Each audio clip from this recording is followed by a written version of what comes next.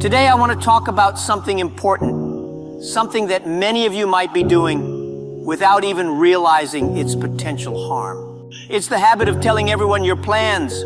Yes, I'm serious. Many people love to announce every single idea they have, every business plan, every dream to anyone who would listen. Some of you probably do it on social media, right?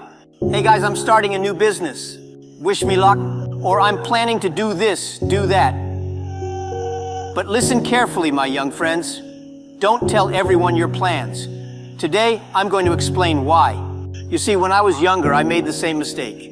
I was so excited about my ideas that I couldn't wait to tell everyone. I would sit down with my friends and we'd talk for hours about what we would do. We would talk about starting companies, changing the world, and becoming billionaires. Oh, how fun it was to dream. But then I noticed something. Every time I talked about my plans, things didn't go as well as I hoped. The reason? Too many opinions. When you tell everyone your plans, what happens? Everyone starts giving you advice. Advice from people who have never done what you're trying to do. Advice from people who are scared of taking risks themselves. Advice from people who, let's be honest, sometimes don't want to see you succeed. It's like inviting 100 chefs into your kitchen to make a single dish.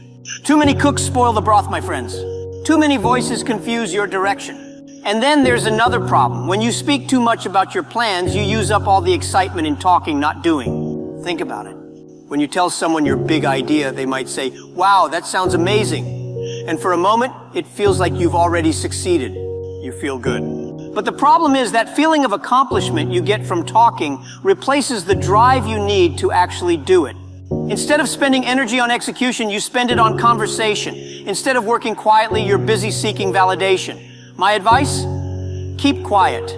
Let your actions do the talking. Now, some of you might be thinking, "But Jack, what's wrong with sharing my ideas? Shouldn't I ask for feedback? Shouldn't I get advice from people who care about me?" Well, here's where things get tricky. Of course, you should seek guidance, but not from everyone. You see, not all advice is good advice. Let me give you an example.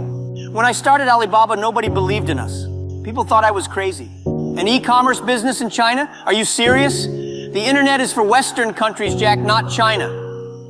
I remember one of my teachers telling me, "Jack, maybe you should stick to teaching. Business is too risky." If I had listened to them, if I had shared my full vision with everyone and allowed them to plant doubts in my mind, do you think Alibaba would exist today? Of course not. Sometimes the people closest to you are the ones who unknowingly hold you back. Not because they don't love you, but because they don't see what you see. Your vision is your vision. It's personal. It's unique. They haven't walked in your shoes. They haven't experienced your thoughts, your dreams, your aspirations. So how can they truly understand what you're trying to achieve? That's why I say, don't tell everyone your plans. Not everyone is ready to hear them. Not everyone is ready to believe in you the way you believe in yourself.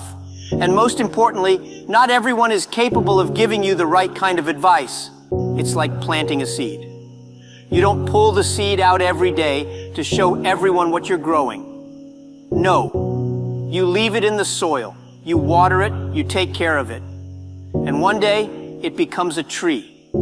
Then, and only then, can people see the results of your hard work. When you're quiet about your plans, something magical happens. You become more focused. You stop worrying about what others think, and you start focusing on the work itself. That's when real progress happens. Let me share a funny story with you. When I first started building Alibaba, there was a lot of noise. Everyone was talking about the dot-com bubble, about how e-commerce would never work in China. I remember attending business meetings and people would say, "Jack, you're wasting your time. Nobody in China wants to buy things online. We prefer to go to the markets, touch the products, bargain for the price." But what did I do? Did I go around arguing with them, trying to convince them they were wrong? No. I kept my mouth shut and worked hard. I kept my vision close to my heart and focused on building something amazing. We were a small team, working day and night, eating instant noodles, sleeping in the office.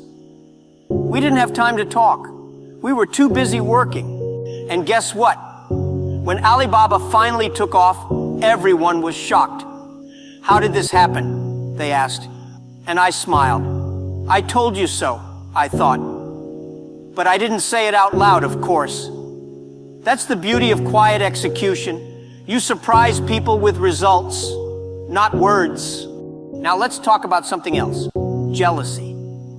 This is a hard truth, but not everyone will be happy for you when you succeed. In fact,